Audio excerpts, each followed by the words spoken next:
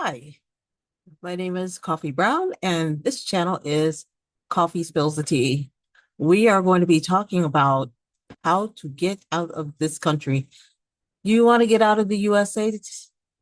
So do I. We're going to talk about it.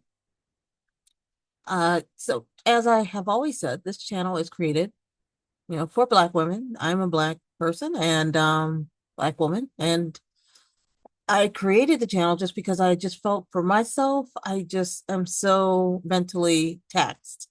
Like Black women, we do so much, and it's really hard to help the people around us who really do care, who really do need our help when we ourselves are being felt are feeling, pretty just mentally taxed or physically taxed, or maybe both. Who knows?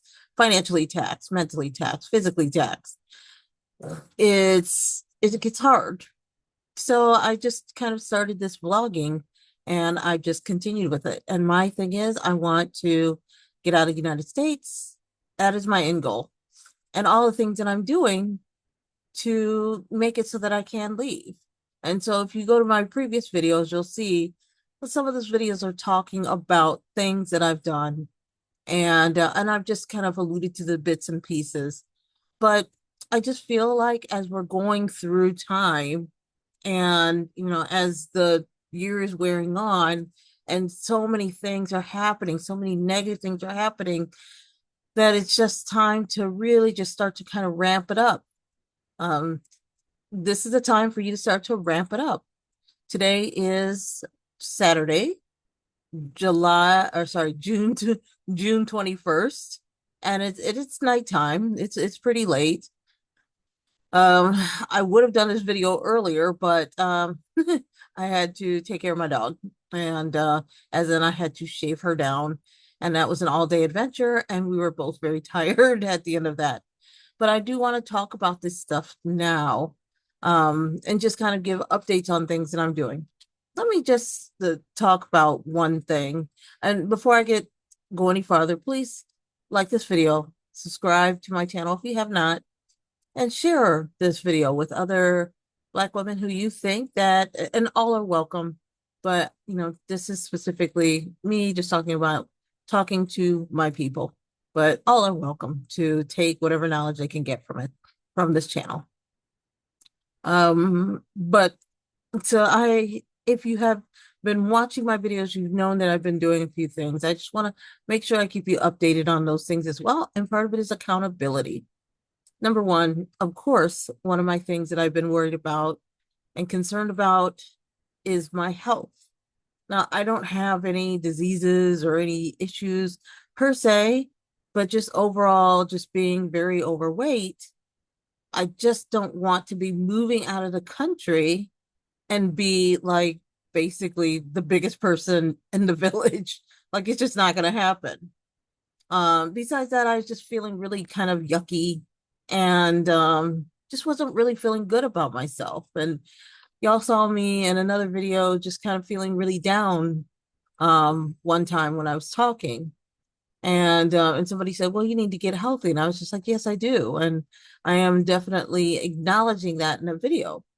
It took me a little bit of time to pull it together, but I've been going to the gym. There's a 24-hour gym that I found that's like it's about 6 minutes drive away from where I live, which is great. I didn't have any money, so I had to save up a little bit so I can afford to go to that gym. Then and it was mainly because they had like an initiation fee and like a startup fee, and they had like all these fees, and I was like, but they dropped a lot of the fees, so I was just like, great. So I went and I joined the gym, and I'm about to start week 7 of this gym. So I, weighed myself after the first month. I had a month where I weighed myself, lost about 3.5 pounds, and felt really good. Started working on doing running, like running on the treadmill for um doing what I thought was going to be great, which was interval training, running on the treadmill. Because as all of you know, what I had been doing, because I just couldn't do anything, I'm over 100 pounds overweight, over like well over 100 pounds overweight.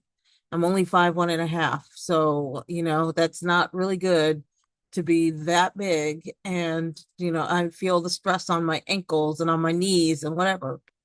And so when I first went to the gym, all I could do is get on the treadmill and walk like 0.9 miles per hour. And I was just like, but I'm going to do it for an hour. So I had done that for about the first 6 weeks, where I was just like, okay, that's all I'm going to do. After I did the weigh-in, I said, I'm going to push myself now. I started doing I started doing interval training. Specifically, I was doing fartlek. And I talked about that in another video as well. But it's just basically interval training. And I think I did too hard, too much um, in the past, because as I said, I've done 4 or 5 major diets in my lifetime, because I've always been a chunky child, chunky kid, chunky teenager, chunky adult. I've just always been chunky. And so my weight's been up and down and up and down. So I did recognize that one thing that has always worked for me, no matter what, is just to always start with weights, which I had not done. This time I started with cardio. I'd already worked on the food. The food is worked out. No more junk food, no more sugars, no nothing like that. Just working on, like, my food is fine. But I was just like, I'm going to start with cardio. And after, I think, like the first few weeks, I also started a couple weeks, I started throwing in weights, light weights, because I need to get my body used to weight bearing exercises. But I started running, and 2 weeks in of doing these intervals, my knees are really hurting. Now, the last big diet that I had done, which was about 5 years ago, I had lost like just over 80 pounds, and I was right where I think I was been happiest. And then I fractured my kneecap from doing interval training. And I was going really hard on those interval trainings. And this time I wasn't even really going as hard. I know that I'm older. I know my joints are just a little bit out of whack. It probably was not the smartest idea to start with intense intervals when I'm still so overweight. When I have this much weight on me, I can feel it affecting my knees and my ankles. And, this is a chain. Like, if you have ever worked in the fitness industry, they always say that it's a kinetic chain. And your hip, your knee, and your ankle are all connected. And so if something is out of alignment, it's going to throw you off. So I recognized that. And I really was having an issue with my ankle, with my kneecap, to the point where I was just like, if I don't, and I had to give myself permission, where I had to say, if I don't stop doing these intervals, I'm going to harm myself, and I'll never be able to get to where I want to get, because I don't want to have to keep on doing these big diets over and over again. So I decided that one thing that works for me very well, as I said before, is doing the weight resistance training. That I can work with. I can throw on as much weights as I want. I can go hard on those. And when you have muscle tone, when you're building muscle takes energy to like maintain itself. And so as a result, at least for me, but in general, like when you have more muscle, your metabolism goes up and you will burn more fat. And then you will start to look slimmer. And so I said, I'm going to just go ahead and go back to doing what I know has always worked for me, which is not focus as much on the interval training, but focus a lot on increasing my weights. So I'm going to start increasing my weights quite a bit at the gym and really pushing the intensity of that. I'm still going to be on the treadmill, because I'm just going to be frank. I'm too fat to be on the bike. I tried, I could not do it. Like, my body is just, the bike is, I mean, I was just like, what's going on here? Like, are these bikes messed up or something? Because no matter what I was doing, I was changing like the seat height and whatever. And I was like, nope, I'm too fat to be on the bike. I just can't fit on the bike. It was just kind of nuts. So then I got on like a stairmaster or an elliptical. And I was like, maybe it's the elliptical I can do. And I was trying to do the elliptical, and I was like, I can't even like move the elliptical like legs or anything. And I was just like, this is kind of nuts. And it just felt really uncomfortable for me to be on the elliptical. The only thing that seems to work for me is walking. And so what I'm going to do is, instead of doing intervals, I'm just going to focus on increasing the incline so that I get the intensity from increasing the incline and just making sure that I'm always at a really fast pace, and then just work on bringing the incline up and down so that I can get my heart rate up and down. And I'm still only, I was doing an hour when I was walking, but when I started doing intervals, I went to 45 minutes. When I'm doing, when I do my new cardio, I'm going to still keep it at 45 minutes, but I want to put the majority of my time into the weights. So we will see how that goes. I have a weigh-in that I'm going to do like sometime, like I think I said July 12th to myself. I'm going to do another weigh-in on July 12th. Um like I don't know when I'm going to start seeing changes. And if you're doing some kind of, if you're going through something like what I'm going through, it seems discouraging, right? Because when you're first starting to do the exercise, you don't see any changes. You don't see anything that's changed or anything. And like after a while, it can get like, what am I going to see the changes? I like looking at myself in the mirror because I don't see anything. And if I did like look at myself in the mirror, I'd be like, here's if you ever read the Greek stories, the stories of like Greek mythology, and they have the story of the boy named Narcissus, and he was so enamored by his looks that he would go down to the water, and he would just stare into the water, and he couldn't stop staring into water. And one day the gods came down and was like, you know what, you're just always going to stare at the water. So they turned him into like one of those like flowers that just overlooks the water all the time. And so, and so hence the name narcissist. You're just always looking at yourself. Now, I am not a narcissist, but because I would, if it was up to me, I would just never look. But I know how I can get obsessed, and I don't want to get obsessed and then get discouraged because I'm not seeing anything.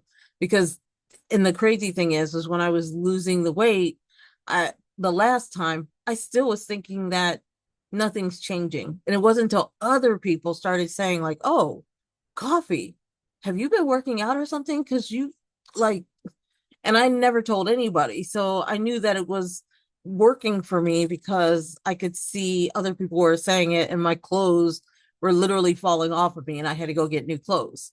So that's where I'm going to have to wait for, because I can't mentally get myself into looking at myself and trying to figure out, am I losing? Am I not losing? I think in the beginning, it's just going to be like that. So if you are somebody that's just like, I really want to get this weight off. I really want to get this weight off. No time like the present. Take small steps. Know what your limits are. Do the research. Have you done things in the past that have worked for you that are healthy, that are proven? Start there and then work your way up, and then give yourself the permission. If you injure yourself, or if you start feeling like this is really starting to like, not at well, I'm not going to say not, but for me, I was just like, I literally had to talk myself out of that interval training on Friday. And I really wanted to do it. And then I got on the treadmill and I was like, nope, I have to give myself permission. I'm going to adjust what I do. And that's all it's going to be. Okay. So I will continue to own up to what I'm doing, and hopefully um over time. I just know that if I just stick with it over time, whether my body likes it or not, I'm doing everything that I need to do, except I could be drinking more water, and I've been working on that. It's going to come through. And if you're in that situation, Again, it's small steps. You have to crawl before you walk and walk before you run.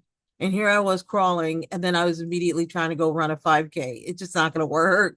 I have to go back. And I certainly am beyond the crawling, but I need to stay on walking for a while. But keep a diary of everything that you do. Keep a diary of what you eat, keep a diary of how you're feeling, keep a diary of what you're doing, and know like when you need to make changes and listen to your body. Okay. Um, yeah, so that's what I'm doing about that. The other thing that I want to just kind of talk with you about is that when you are thinking about moving overseas, it's not like you can just be like, I'm moving overseas. Especially nowadays, everyone's putting visa requirements on everyone right now. And I'm pretty sure that some of those visa requirements are coming as a result of our US administration. Okay, well, if you're going to put a visa requirement on us, we're going to put a visa requirement on you.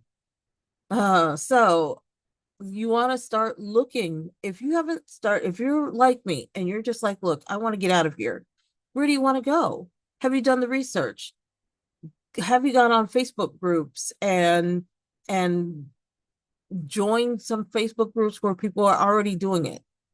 There are expat groups for just being an expat around the world, and there are expat groups, expat being I no longer live in the United States. I now am just basically I'm an immigrant living in a different country, or you have residency or you have citizenship in another country. You still are an American citizen, but you are a citizen elsewhere as well, or a resident elsewhere as well.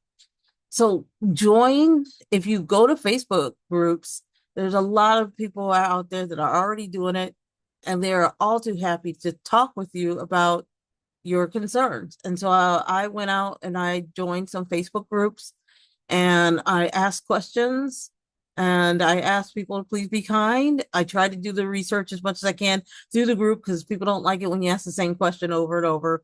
So I check first and see if it can be answered. If I have a question, has anyone else asked it? And if not, then I go in and I ask those questions. I ask for support. I ask about certain things. How are people feeling? What's the culture like? What's this like? What's that like? I ask people. And I've had people respond.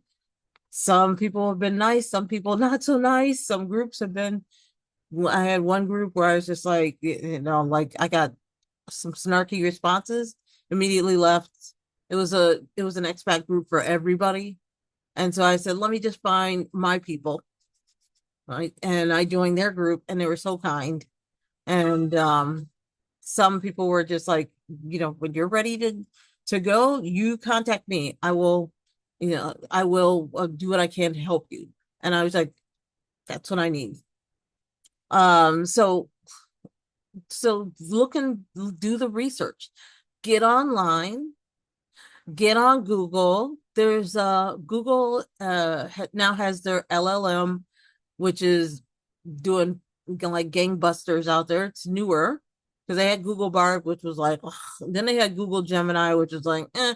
Now they have a really good souped up Google Gemini, so it can act as an LLM. And I'm going to tell you, I'm phasing out Chat GPT. And I will talk about that maybe in another video, but I'm going to advise you not to use Chat GPT if you can help yourself. You can use Google Gemini. You can use Perplexity. If you're going to use Google Gemini, you just put gemini.google.com, I believe. Is that right? Let me just go in here. I believe it's Gemini. Yep. Gemini.google.com. And then it just brings up a prompt field and you just have to type input what it is that you're looking for, and it will pull up a lot of information. And as you know, like Google is like basically, and as far as I'm concerned, they are the internet. Their data sets that train that Google Gemini are like no other. And so they're going to have, when you ask for question or ask it questions, it brings up all this research and information, and you can start to dive deeper and you can really kind of go deep into your questions. Ask those questions because you can't, again, you can't just say, I'm going to go to another country and the next day you're like in another country. It's not like that anymore. You want to look at like what for what country you want to go to, what kind of visas are available. There are some places where you may not be able to get a visa. There are some places where you may be able to go where you have to do an extra few steps of things in order to get the visa. Now, for me, I said I want to go to Italy. I've been wanting to go to Italy, move there since, oh goodness, for a long time, many, many, many years. I just haven't had the opportunity and I hadn't done the research. And if I had done the research, I would have left like 4 years ago when I actually had the means and the finances to do so. But you know, I didn't, and I regret that. But it is what it is. But do the research and find out because they're gonna tell you what kind of visas can you apply for. And there are some that have retirement visas. There are some countries that will have digital nomad visas, or some want to have student visas. There will be all kinds of visas. You want to look at all of them and then see which one is the best one that you know you can achieve. And then they're going to ask you if they're going to say you need to have a certain income requirement. And they're going to say, okay, what was the one I looked at? I looked at Albania. And I think Albania had it was requiring that you needed to have I'm looking now here. I think like $1,000 or $1,200 a month proof of income coming in for a digital nomad visa, which I can't seem to find it, but it was something like that. And I thought, well, okay, then that's not so bad. There are some countries that are going to require that you have to have more. And it just depends. Like, so you want to look at the countries that you're interested in going to and look at the income requirements. Can you meet them? Not only that, though, they're going to say that you need to, like, they'll specify what kind of work. Say if you want to go for a digital nomad, then you want to be able to find out from them what does it mean for them by digital nomad. It means remote work. Now, there are some people, because Italy has the newest, one of they just recently, like I think just in beginning of 2025 rather, they just started the digital nomad visa, end of 2024, beginning of 2025. So they didn't have one before that. And from what I'm understanding, it was really hard for some people to get it, and because they were just like not able to meet that digital nomad visa requirement. I meet that requirement, and I was just like, well, thanks for that. I know I meet it in the sense that the job that I do, because they said that you need to be working in a specialized field, like a highly professional specialized field or something like that, in order for you to be able to claim that you could do a digital nomad visa. What do? I work as a technical trainer. I specifically work with a number of different technical platforms like AWS, like Microsoft, CompTIA. I'm going to be working with AI. I will be training people on artificial intelligence and generative AI. That is a highly specialized field where I can say, this is the work that I do. They also want you to prove that you've done this for 5 years. Now, it will be 5 years at the end of this year, I believe, or beginning of next year.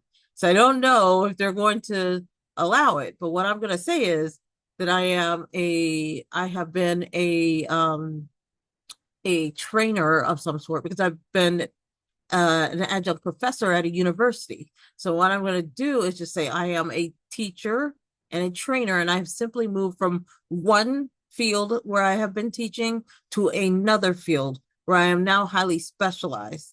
And so I'm going to try to get it that way. So they're being very specific about how they want you to present yourself. And they have no bones. Like they would not, they tell you, don't make an appointment. This is what the Italian consulate said. Don't make an appointment unless you email us first. And you email them and you tell them what kind of visa you would like, and they will send you back the requirements that you need to meet. And do not go in and make an appointment and see them until you have met those requirements. 4 pages of requirements. And so I was just like, oh, all of these are easy. The only ones left are like the digital nomad one, or sorry, the one where I can show that I have this specialty field. And then the other one is that there's a certain income requirement. And from what I have talked with from expats who live in Italy, you don't simply want to just meet that minimum income requirement. You want to try to exceed it. And so I have been working on getting contracts where I can work as an independent contractor. I've set up a business where I can have my business in the United States and work through my business as an independent contractor and bring those contracts together, because those contracts must go with me to the consulate. And I think they want like 3 years of proof that you or like you have to show that you have like the income coming in. So what I'm going to do is just bring like 3 years of tax forms and my current contracts and bring all that in and show them that I have the income requirements. Now, once I have that, I still will need each year, because it's just a year, this digital nomad visa needs to be renewed every year. Okay. And then I think after the 5th year, I can apply for permanent residency. And after 10 years, I can apply for citizenship. So, having said all of that, like you can see there's like quite a few steps that I need to do. And all I did was go to start my search is I went to different groups on Facebook, talked to some people. I looked into perplexity.ai. I'm going to recommend, and I'll put that link in the in my description. And I was using ChatGPT, but I'm going to recommend that you don't, because ChatGPT is now being ordered by the United States government to maintain all of our information, like everything that we do. It's being ordered that ChatGPT maintain all of that data on their servers. So we are being actively surveilled. And there's a company called Palantir that is going to come in, and they are going to be collecting data on us to build our digital like identity so that we can be surveilled better.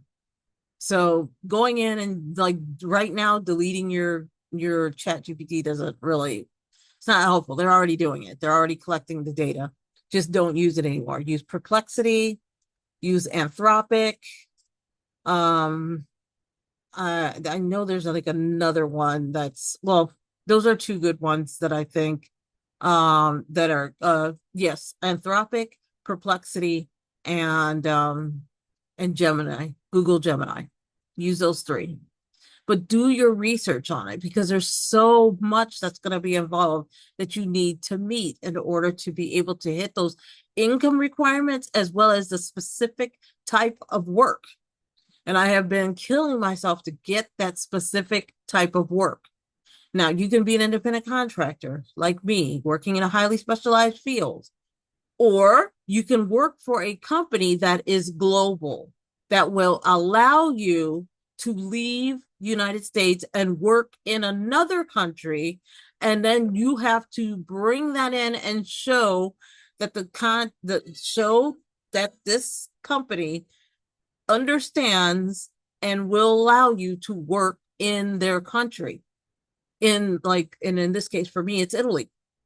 they will have to then comply with the Italian laws for employment in order for me to work there, which is why it's so hard for us to just like go over to another country and start to work. We have to meet their employment requirements as well. And so does the company.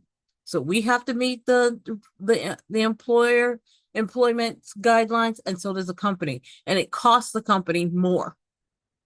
It makes it really hard for those companies to do it. But if you work for a company that's global, like say if you were working for Accenture, Accenture is global. And so if you are working for Accenture and you said, hey, I want to go work in Italy, they already have offices in Italy. No big deal. You just need to say I'm transferring to the Italian offices. You set up your meeting with your employer or with the Accenture offices, whoever your employer is, if you're global, and you make that arrangement and you get it in writing and you bring it with you to the consulate. Okay, so that is another way that you can meet those requirements. What you do not want to do is say, I'm going to get a job when I get to Italy. No, no, do not take a local Italian's job away from a local Italian when they are already having struggles with their own unemployment. They will not like that. So just don't do it. Bring your job in and provide a positive economic impact towards Italy so that they will feel good about you coming in to live there. You're bringing money into the country, you're contributing to the country, and you're not taking away from the people who are already there because they need jobs. Okay, so that is another way for you to be able to show your employment.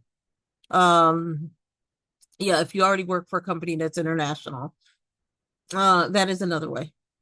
I know that there are probably other ways. I would suggest that you talk with an immigration attorney. And I know at some point I'm going to need to, but I'm kind of setting that up. I want to put everything into place first and then see the immigration lawyer and then go ahead and like set up my appointment and make sure I bring everything in. Okay, so there's a lot of things you have to think about.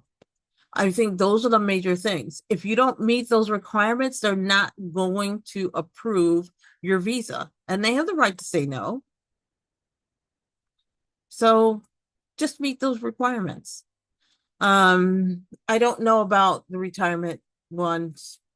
They seem to be a bit more relaxed as far as like your income level doesn't need to be high, but I can tell you it needs to be passive income.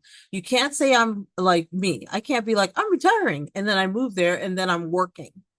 You have to show that you have passive income. So if I'm going to Italy and they say you are going, and I say I'm going to retire, they're going to say, great. Show us what you have that's bringing passive income to you. And I'll have to produce, like, if I was at this point, what, 70, you have to retire, can't retire till you're 70. I'd have to show like my social security checks, or if like maybe if I'm married and or divorced and I have a kid and maybe I get child support for that kid. I don't know if that's gonna help, but like it's passive income. You're getting that check every single month. Just prove it. Okay. Like, I'm trying to think of anything else. Say like my aunt, she's almost 90 now, and she took half of her check. She started working when she was 18. She took half of her check, half of every check, and she put it into like stocks, bonds, saving accounts, like everything. She is she is extremely well off. And then God help her, and I just still kills me, but her husband passed away last year as well. And he had worked at the post office his entire life. And so she gets his retirement check as well. She could go if she wanted to. Now she's almost 90. She's not going anywhere. But if she wanted to, that's passive income. She could bring that in. My mom has an apartment that she rents out. She does not live there anymore. She rents it out. She's been renting it out for 16, 17 years now. That's a way that you can show passive income. So you want to find a way that's passive income. Passive income is not you saying I'm going to do an Airbnb, so I'm going to go out, I'm going to buy a house in Italy, which don't want to do an Airbnb because I really think that's taken away from the locals who really do need a place to live. But like I believe that they have stated specifically, you could not just go out and just get a house and the Airbnb it and then just say that's my passive income. No. So be careful and make sure you're meeting those income requirements. And if you're not quite sure if you are, the internet is your best friend. The internet is your best friend. You want to look at different countries. If you're like not sure where you want to go, think about like for me, I was thinking, okay, I don't want to see snow again. Tired of shoveling snow. I don't want to see snow again. I want a place that has more mild temperatures, but I also know at the same time, I may end up in a place where it's going to be hotter in the summer. I think I can handle it. I barely, but they will have to have a really good air conditioning system for me to like move someplace. I cannot move someplace with no air conditioning. Um, so I was just like, okay, weather is a factor for me. Like, are they, I researched even like, is it a country where not a lot of people speak English? Now I intend with everything in me, and I think everyone should too. When you go to a different country, you want to assimilate into that country. You want to engage with the culture. You want to learn about the culture, and you also want to speak their language. And so you're going to have to learn it. But at the same time, it's also helpful to know to what extent do they speak English at all? Because it's not like I'm going to go to Italy and then like I'm going to immediately be like blah, blah, blah, blah, blah, and I'm going to be speaking Italian immediately. It's going to take time. And so I'm going to have to make sure that wherever I end up has to be a place where I can speak the language. And if you haven't been to a country before and you're like, oh, yeah, I want to go to Italy because Coffee talks about Italy and she thinks it's great, but you've never been there, you may want to take a scouting trip or two first, wherever it is. Doesn't have to be Italy, it could be any country. Take a scouting trip or two. And I'll put this in link in my description, but there's a company called Trusted House Sitters, and it's I think the website is www.trustedhousesitters.com. And so you can join, you pay a fee. I don't have any affiliation because I'm just not going to do it because I have two dogs and I just feel like it's going to be a stressor for me to try to find like a house sit. But once you pay that yearly fee, that annual yearly fee, then you enter into the system and there's like all these people who have homes that are maybe traveling or they're on vacation or they have to go to a work conference or whatever. A lot of them have pets and they're looking for somebody to house sit and it's free. So you're just gonna like look at the calendar and choose what days and when you'd like to do it and find somebody who is like in a place where you want to go. And then you can just like talk with them first and say, hey, if they say, hey, we need looking for somebody for a house sit August 1st through 10th, you'll be like, you know what? That's when I wanted to go. You contact them and be like, I really want to do this. You have to build a profile. So, build your profile and then just see. And please, if you're not like an animal person, don't do a house sit where they have animals because you have to take care of the animals. You have to. And they will give you explicit instructions. And if you don't do a good job, they can ding you on the reviews because everybody has to rate each other. And if your reviews are bad, you're never going to be able to do it again. And you want to have a free place to be able to go. I think Trusted House Sitters something like $175 or $199 for a year. And just think, if you're doing Airbnb, like let me put it this way. I I went to Texas to visit my aunt, and I stayed at hotels for 4 nights in total. And each night at the hotel is like $120 a night for 4 nights, just for me to drive down and drive back. That is too much money. I mean, imagine if I'd been able to do trusted house sitters, and I had my dogs with me, which is why some of that money was there. But if if I had done trusted house sitters, I could have just paid that $199 one-time fee, and I would have been okay. I could have said, I'm just looking for a place and just house sat my way down and back. That would have been enough. So, if you can find, like, if you're saying, hey, you know what, I want to go to Ireland, you can find a house sit in Ireland, and then you book that house sit, book your flight, and go. And then you get all kinds of time, whatever time is in that house sit, to be able to explore and see if you like where you're going. And then if you like it, then it's like, okay, great. If you don't like it, you're like, hey, I'm glad I went because now I know I don't like it. But you want to look at things like what's the temperature like, what are the people like.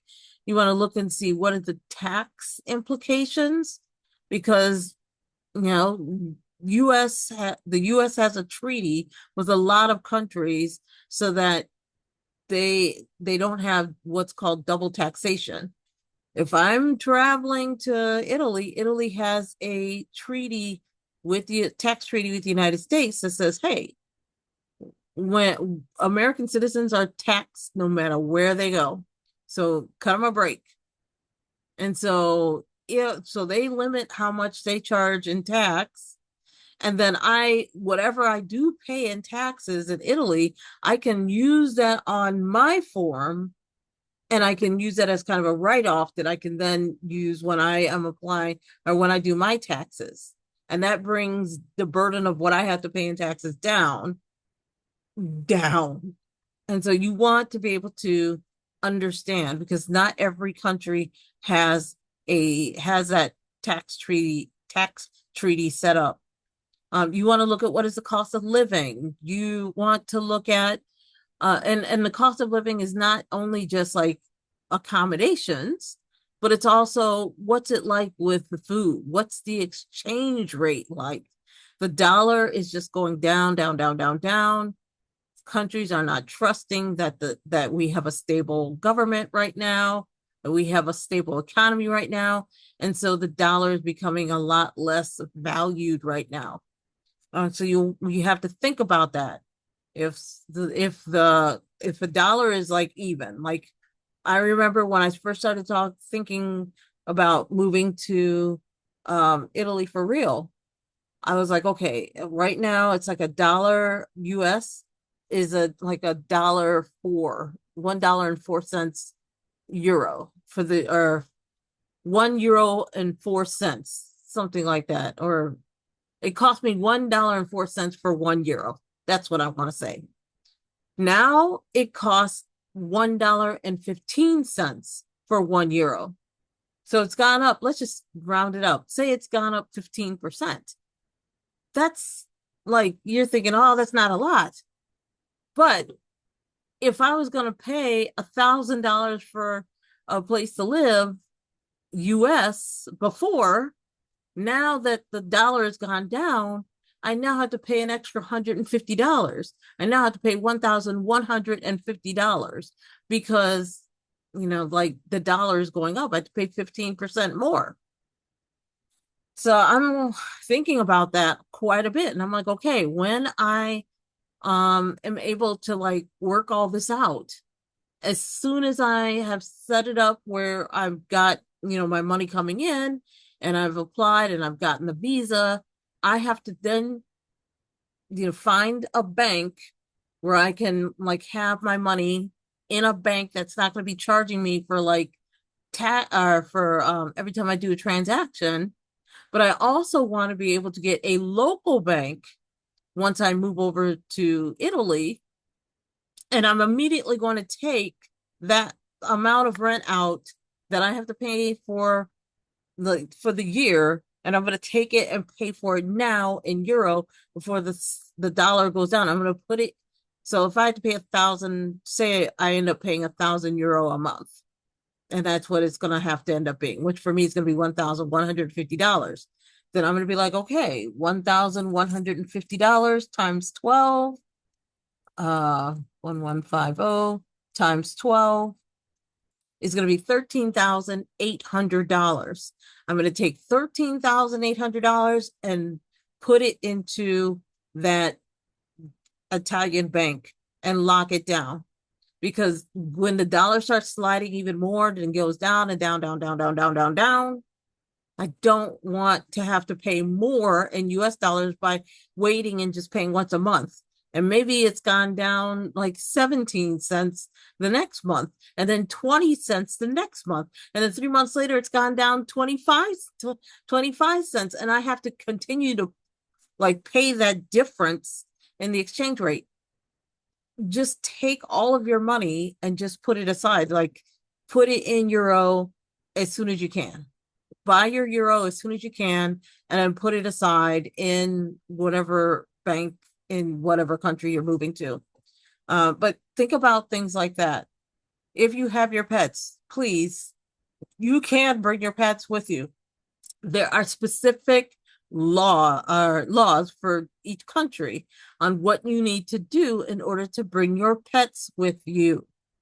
You need to go to each country's like information about what do they need in order to or what do your pets need in order to be able to go into the country. They usually have in Europe, they have like certain kinds of shots that they require, and they want you to be able to bring your dog to a European vet. So there are a bunch of vets that are all over the country that have their they're also European vets, and they will fill out that paperwork for you, and you need to send it to, of all things, the USDA no more than 10 days before departure. So you cannot do all of this until it's like no more than 10 days before departure. You send the paperwork in, and they're supposed to like turn that around and flip it back to you before your flight. And then you can take your animals with you. And then you have to take you're going to have to like figure out like what are the requirements. Because for example, if you want to take your dogs with you, you can't just take a big old like cane Corso and like be like, okay, I have seat 16C. They're going to be like, you can't take that dog with you onto the plane. So you're going to have to like meet those requirements for the planes in order for you to be able to bring your dog with you on a plane. So I do know people that have brought very big dogs with them, and they have done it. And so please don't say, I can't bring my dogs, I can't bring my cats, whatever. Don't try with everything you can to bring your animals with you. And then if you can't, don't just get on Craigslist and give it away. Try to find a family member or a trusted friend that you know that you can like, that your animal can spend time with, that they can grow to love. You know, you've got plenty of time because it's not like you can get your visa tomorrow. It takes time. Get that animal time to get to know who they're going to move on to, because animals get confused if you just one day are gone and then you're never going to see them again. Like it's jarring for them. So try to find a way to bring your animal with you. Please. I have 2 dogs. I might get 1 or 2 more before I leave. I don't know yet. I don't want to adopt any more dogs in Italy because Italian dogs probably only know Italian. I can't be like, come here, and then it's looking at me like, what does that mean? I have to like learn like enough Italian to be able to communicate with dogs in Italy who only know Italian. So if I want another dog, I may have to get one here and have it meet my requirements for the vet, the vaccinations and all that stuff, the USDA before I leave. Because once I leave there, until I learn enough Italian, I will not be adopting any pets unless it's like a goldfish because they don't hear. So there are things you have to think about. There is a web or a Facebook page called Flying with Dogs, and they have like all, and I'll put the information in the description as well.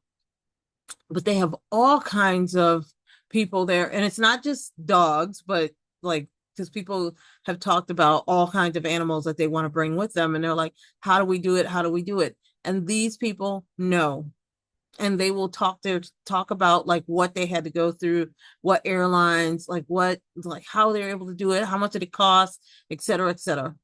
It does take planning, but it can be done.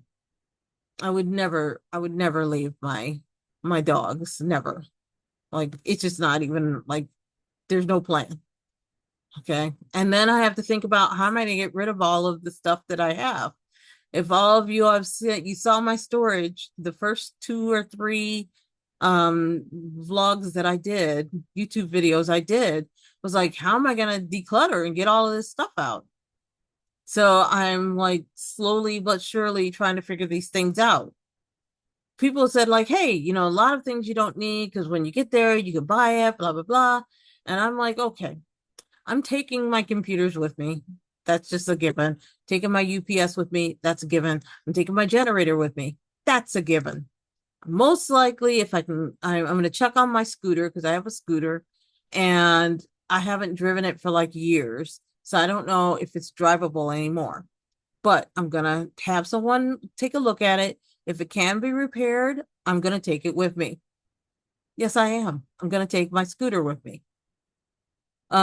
Certain things I'm going to take with me. I'm going to take my 2 bikes. They're both custom bikes. I love my bikes. I don't ride them right now, but if I'm in Italy, I will do what the Italians do. I will take a bicycle. If I'm in Switzerland, I'm going to take my bicycle. Certain things I'm going to take with me. Certain things I have to start like either selling or giving away. Here's my suggestion. Number one, if you're going to give things away, like I'll give some things to family and friends, just a few things that I think they may benefit from. But whatever I can't like give to them or sell, I'm going to bring it to a thrift store. And I'm going to recommend that you not bring it to Goodwill or Salvation Army because they're ripoffs. They're supposed to do stuff, do good for people, and the CEOs seem to be making millions of dollars, and they mark up everything so high that it's ridiculous. And it's just like you're getting this stuff for free. Why are you marking this stuff up so high? I don't think that they're meeting their mission. I think that they're meeting the mission of the people who are working on the board and at the top, and they are making big bucks, but not the people who are working in the stores or the people who they're supposed to be doing the charity work for. So I'm going to recommend that you find other thrift shops, check around, ask around, find out if there are other thrift shops that are out there that are nonprofits. Or in my case, I had a whole bunch of clothes that I was just like, I'm never going to work in an office again. So I found a shelter for women who have been recently released from prison, and some of them don't have but the clothes on their backs, or some of them just like don't have money to go out and buy nice clothes or suits or whatever. And so I donated to them, and they asked, well, how much is this worth? And I said, well, and a lot of my clothes still had tags on it. I said $5,000. They just gave me a donation receipt, $5,000. That was it. And I was like, okay, then. So I have write-offs. So every time I brought things to places like those, I asked for a receipt. I donated a whole bunch of things to a few schools that were Title I schools. I think they're Title I schools that I knew they were really struggling. And I called them up and I was just like, I've got all these things that would be nice for your kids. Would you like it? And they're like, yeah, we'll come get it. And so I had like bins and bins and bins, and and they're like, how much is it worth? I was like, $1,500. They're like, okay, boop. They popped me a receipt or a tax receipt thing. $1,500. So I'm like, okay, um I have almost $8,000 worth of donations that I can write off at tax time. And so this is going to be nice for me because it's going to minimize the impact of like how much I'm going to have to pay in taxes because I'm donating things and I'll be donating quite a bit more. Uh, then that's going to help our landfills because, the easy thing would be just toss it out on the street when we have big trash day and let them just come and just chop it up. And then I'm call it a day. But I'd rather see if there's a way, because it's not like my stuff is crappy. Some of it is, and that stuff will be put in for big trash day. But anything I think is nice, I'm going to donate. Like I have a Wooking Puck, a little convection oven. I've got like new, like just a whole bunch of new dishes. I've got like all this stuff. Anything that I think will be useful for me to like take with me, I'm gonna take it with me. Because I tried to sell it, and my neighbors were like, I don't know, it's a lot of money. I'm like, I live in one of the richest like suburbs in the United States, and they're sitting up there saying, I don't know about all this. Okay, that's fine. And I've seen these people like just like give stuff away to each other. But they're always like looking for a good deal. But I guess that's why they're rich, right? Because they're not willing to pay for anything. And so I was just like, yeah, well, if y'all aren't gonna pay for it, then and I did discount it substantially, that's cool. I'll just go ahead and give it away. Certain things I know is gonna be my advantage because I know like Halloween is big here, really big. And I have these huge animatronics that are in the boxes. Some of them are new that I never even got to use, but I'm not taking them with me to Italy, and I'm not like having people think I'm bringing like evil with me. So, and some things are used, but I keep them like in really good condition. When I'm done, I clean them off. I take them apart and I put everything away, and everybody loves my decorations. Couple of years I've been featured in our newsletters, like, house of the year, whatever. So I know I can sell those things. So I know I'm going to make some pretty good money off of like this whole side of my house is like all Halloween stuff. And then some things in the basement. And I already gave away and sold off all my Christmas stuff. I made almost $1,000 off of that. So yeah, because I also big on Christmas. I will sell those things. So if there's things you can sell, sell it. If you cannot sell it and you can't give it away to friends and family, take it to a thrift store, do the research, find a thrift store that is honest, that doesn't charge a lot of money to people, and that you can feel good about, and make sure you ask for a receipt. They'll just hand it to you anyway. When you drive up, they're like already handing you a receipt. You just take the receipt and you keep it and put it someplace and try to mark down everything that you got in case the IRS comes and says, well, like, said $1,500, what you give them? And they could easily then go to that thrift store and then say, hey, she gave you a waffle maker. Do you have that waffle maker? By the way, I did give away a really nice, very expensive waffle maker because I was like, I want waffles. And then I never made them. And after like 3 years, I was like, I'm going to give this waffle maker. And I really wish I had not given it to Goodwill because I'm sure they marked it up. I should have really brought it to the other place that I brought it to, bring my things to now. And it would have been affordable for somebody who really would have felt really good about getting something really that nice for cheap. Anyways, yes. So I'm going to just kind of stop there for now. And I'm going to continue to talk about this because now I'm making earnest efforts to get myself out. I have a deadline of getting it to where I can leave on New Year's Eve. I want to end my time here at the end of the year, and when the new year starts, I want to be able to feel like I'm starting over in a new country. Okay, so do all your research, do everything now, try to do as much as you can. I will say one thing, like the hardest thing for me that I think is going to be the hardest of everything is that you have to, for Italy, you have to show that you have a lease for the length of your visa. And the visa that I want to get, that long-term visa is a year, which can be renewed up to 5 years, at which point I can then apply for permanent residency. So I have to go find a lease with a year, and it's really hard to like find these places. I didn't know that like 4 months ago. But now that I know that I have to do that, I'm like on the websites like all the time, like saying how's this gonna work? And there are a lot of people that are doing only short-term leases.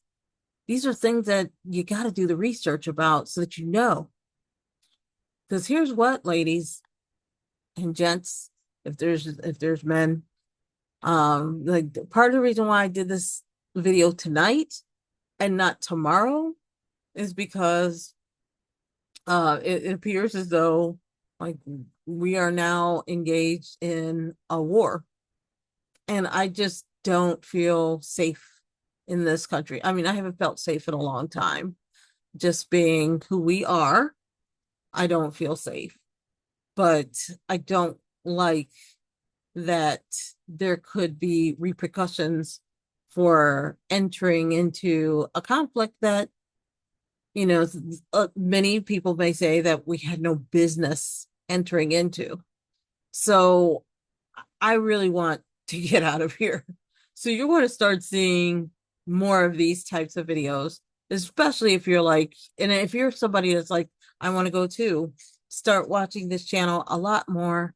And I'm going to ask you, put in the comments, is there something that you're thinking about? Is there something that you might be trying to figure out for yourself? You know, either put it in there for the intention of just saying, I'm gonna speak my truth, or put it in there to see if there's anybody else that might be feeling like they're in the same situation as you. Or put it in there because maybe I might have an answer and I might know a little something something where I might be able to like throw you some nuggets. Um, Stay tuned because there's going to be a whole lot more that I'm going to be talking about when it comes to moving overseas. But these are the first steps that you want to start taking.